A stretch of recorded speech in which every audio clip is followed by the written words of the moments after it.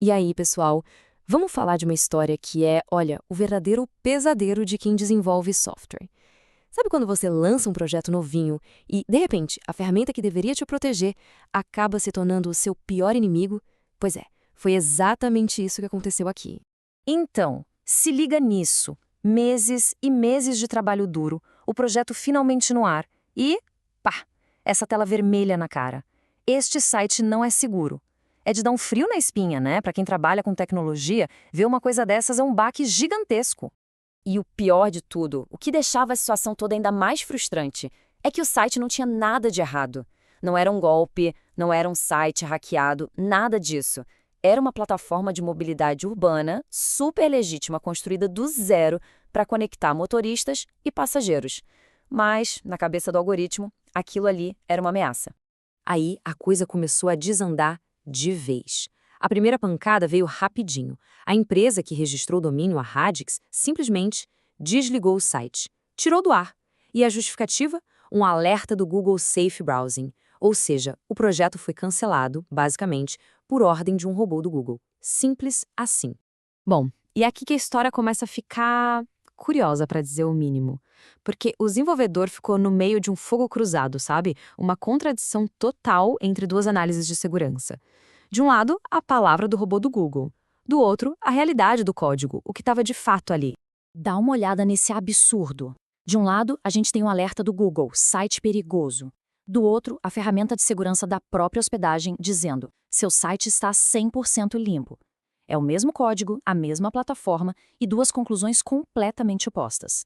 Fica a pergunta, e agora? Em quem a gente acredita quando os próprios sistemas automáticos não se entendem? Ok, mas qual era a acusação exatamente? O Google estava dizendo que o site praticava engenharia social, que a gente conhece mais como phishing. Sabe o que é isso, né?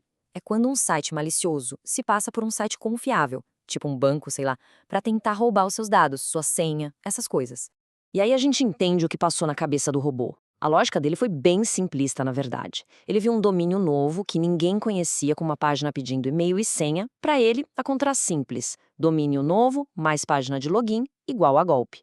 O algoritmo foi rígido e não teve a capacidade de entender o contexto, de ver que aquilo era, na verdade, a função principal do aplicativo. Certo, o robô errou. E agora? Como é que se convence uma máquina de que ela está errada? Não é nada fácil, viu? Foi aí que começou uma verdadeira saga para conseguir uma coisa que o algoritmo não podia dar, uma revisão feita por um ser humano. A primeira tentativa foi assim, um balde de água fria. Enviaram a apelação e a resposta negativa veio quase que na hora. Rápido demais. Ficou óbvio que quem analisou o pedido foi o mesmo robô que fez a acusação. Era literalmente o robô julgando o próprio trabalho. Não tinha como dar certo. E foi nesse momento que a ficha caiu. O desenvolvedor sacou que não adiantava ficar tentando dialogar com o sistema. A única chance era conseguir falar com uma pessoa de verdade, alguém que pudesse de fato entender o que o sistema de login significava. Então, na segunda tentativa, a estratégia mudou completamente. Eles montaram um dossiê, um relatório super detalhado explicando tintim por tintim. Olha, isso aqui é um app de mobilidade, é legítimo. Essa página de login é crucial para o funcionamento, não é golpe. E o ponto principal, o pedido no final.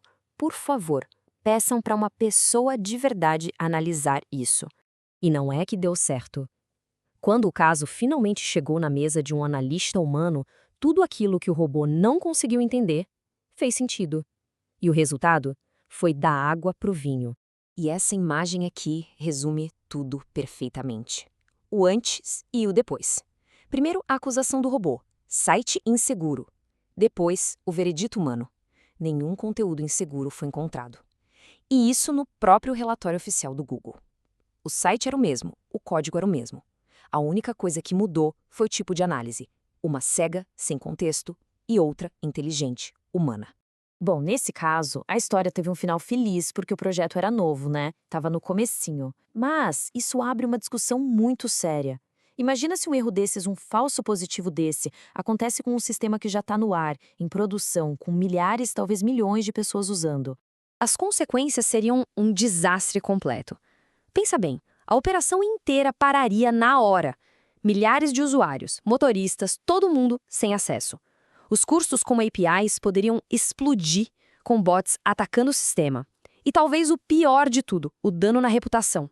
Uma vez que o seu site é taxado de perigoso, reconquistar a confiança do público é uma missão quase impossível. Então, o que a gente aprende com tudo isso? Qual é a grande lição que fica desse caso de falso positivo?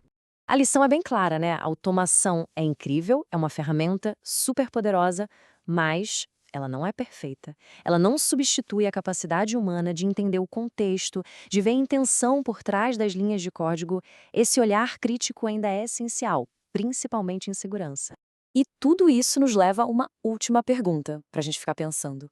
No mundo onde a gente depende cada vez mais de sistemas automáticos para tomar decisões importantes, quem fiscaliza esses sistemas? Quem audita os robôs? Em outras palavras, quem vigia os vigilantes digitais? Fica aí a reflexão, valeu por acompanhar a gente nessa análise.